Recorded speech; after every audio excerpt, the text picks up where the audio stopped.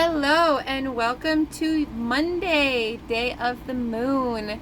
Sorry I missed you last week. As we all know, sometimes universe can throw a little bit of a diversion into our plans. I did my best and I'm here this week to bring this video to you.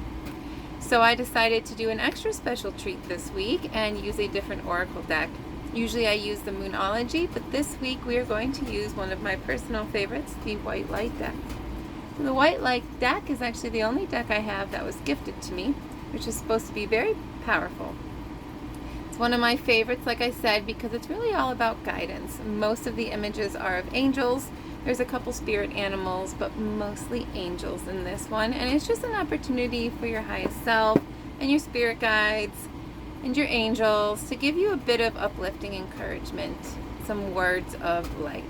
So this will be for whatever you're going through right now, whether it's just beginning or in the middle or wrapping up. This will be encouragement for something that you're kind of struggling with or something that you're questioning right now. So I went ahead and I pulled 3 cards right before starting this video. You're going to use your intuition, not overthink it, and pick card either 1, 2, or 3, and then that reading is aligned with you. So we have card 1, card 2, card 3, 1, 2, 3. Sit with that for one moment. So if you chose card number 1, we got Perfume of Sophia. Perfume of Sophia, number 12. So now these cards are hugely intricate. There's like 5 pages in a book per card. So I wrote down some of my personal examples, and I do have to take a little peek so to make sure that I'm getting you the right clarity. So if you pick this card, the things that I gathered most from studying it is that it is telling you questions about your life will be answered. There's a kindness in how the universe delivers its message. Destiny is granted with compassion. You need to sense with your body and your soul to find the answers that your mind might not be able to reach. You can instinctively sniff out the truth of any situation, and then you will be able to use the knowledge usefully. So if something's happening to you right now and your mind's kind of going crazy and wild, it's asking you to ground yourself. Trust your body and your soul and the signs like cold or hot or tingly or nauseous, just signs that your body or soul may be telling you, and to silence the mind and to tap into your higher self and to know that there's a greater purpose right now and that there's a knowledge to be gained. And if you're too in your head, you're not going to listen to the knowledge or gain the knowledge. So you need to ground, get into your spirit and soul so that you can gather the knowledge that you're being given right now that is for your highest good through this situation. Develop the patience to see through times when we don't know something. Developing the patience to see through times when we don't know something is an important part of our soul journey and our soul growth. Having the patience through the process and trusting that the outcome is divine and aligned, and not trying to rush the outcome, not waiting for the outcome, not anticipating the outcome, but just living in the day-to-day in your peace and in your grounding, knowing that not only is it for higher good and it's giving you knowledge and it's delivered with compassion, but that being in your head, you're going to waste this time. You could be worried saying, why this happened to me, and I'm so bored or so lonely, or all these negative things. Or maybe you could sit down and see that it's teaching you something. It's giving you a gift. It's giving you wings. Every teaching gives you wings if you're only brave enough to see them. And lastly, it's asking you to let go of any, if the situation evokes fear or that there could be negative outcomes, to believe that you can handle it with grace and to let go of anything that's making you feel otherwise. Do what you can now and then leave everything else up to the loving, gentle will of divine power and grace. So that is your reading for people who picked card number 1, Perfume of Sophia. Group number 2, people who picked number 2.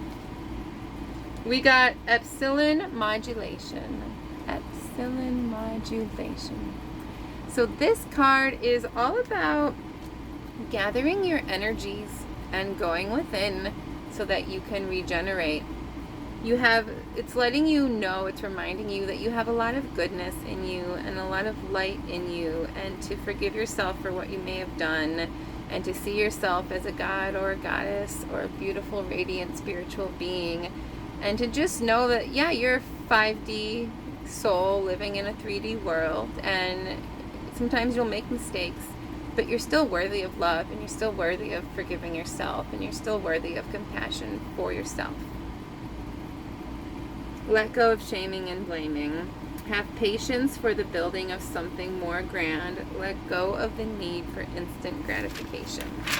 And these are my own personal notes that I wrote out of my studies, not out of the book. Believe in your potential, commit to your path, and be patient. Insight can happen in a flash, but requires a complex orchestration of purification and preparation. So if you've come up with some big idea, and they can come to you in a flash, but then maybe now you had all these great ideas, and for a second, like, everything was aligning, and now what's happening? It's not really going anywhere. And so this is reminding you that, yeah, you might get the idea in a flash, but the grander orchestration and organization of building this plan is going to take purification and preparation. And sometimes things might need to happen to you to purify your mind or your body or your spirit or your soul, because maybe you had the vision but you weren't quite where you needed to be mentally or spiritually, and so now something had to happen that you might view as a setback that's actually here for your greater good, to purify you or to teach you the lessons that you needed to know, to remove old habits that were lingering in you, whatever you needed to be who you need to be the person to make this grand plan happen. This that's happening to you now is to help you be the person that you need to be to make that happen. The yogis of India teach us that in sitting still, we surpass those who are running. So remember, life's not always about running. Life's not always about a race. Sometimes there's different chapters, ebbs and flows, just like the moon. The moon's full, the moon's empty, the moon's growing, the moon's shrinking. Sometimes there's a time to move slow, sometimes there's a time to go fast and charge forward and take action.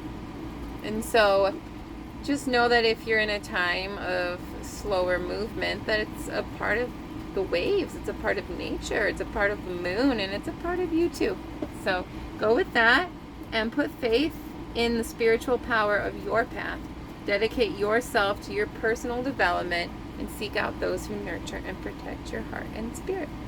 And so it's asking you during this time to work on yourself, right? Use this time for the greater good. Work on your higher self. Work on your personality. Work on your purpose. Work on your personal development. And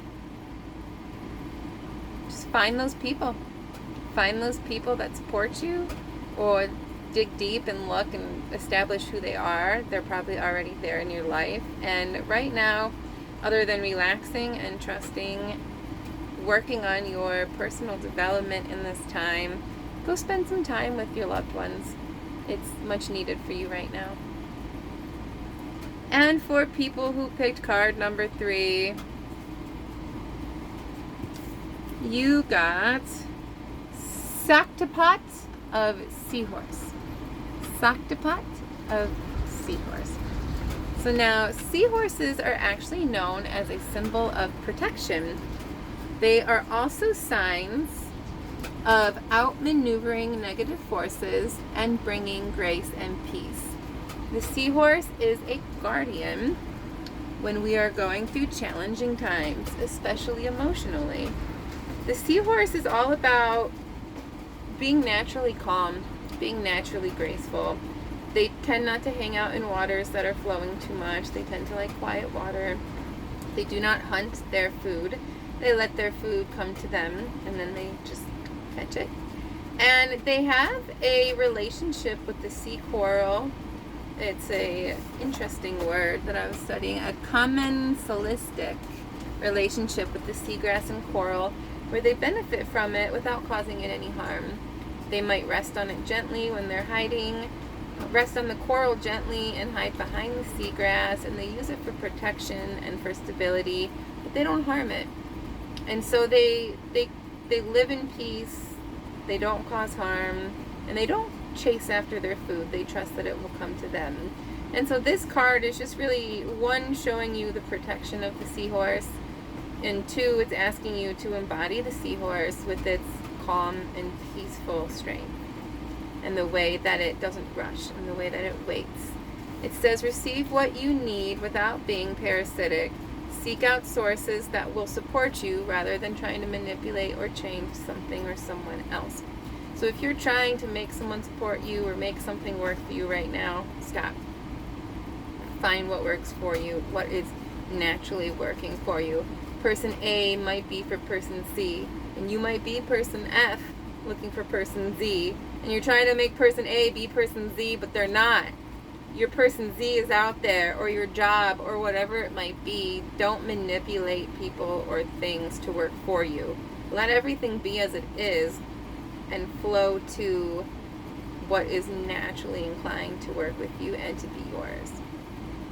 As you honor who you are, you will naturally find friends and attract supportive assistance to obtain all you need to thrive.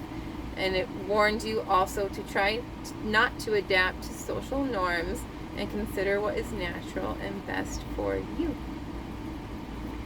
So these are your readings. I found them all very interesting because they are all kind of all about going through a little bit of a challenge right now, and I'm going through a personal one as well, and it actually very much so aligns with all of these cards, and I find it beautiful again that the readings are for me as much as they are for you. And so yeah, it sounds like we're going through some troubling times-ish, but it sounds as though we're divinely protected. It's being delivered in grace, and it's asking us to develop ourselves. They all had pretty similar messages, so there must be something in the collective, but I hope the one that you chose had some things that stood out for you. I hope you received some helpful advice, and no matter what card the advice came from, if you're still here watching, then you were meant to be watching it, and it's here for you.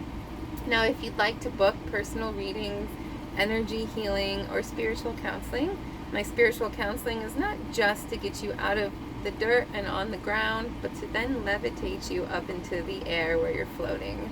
I have a multimodality energy session combined with tons of other spiritual and energetic raising tools, practices, and even dietary guidance.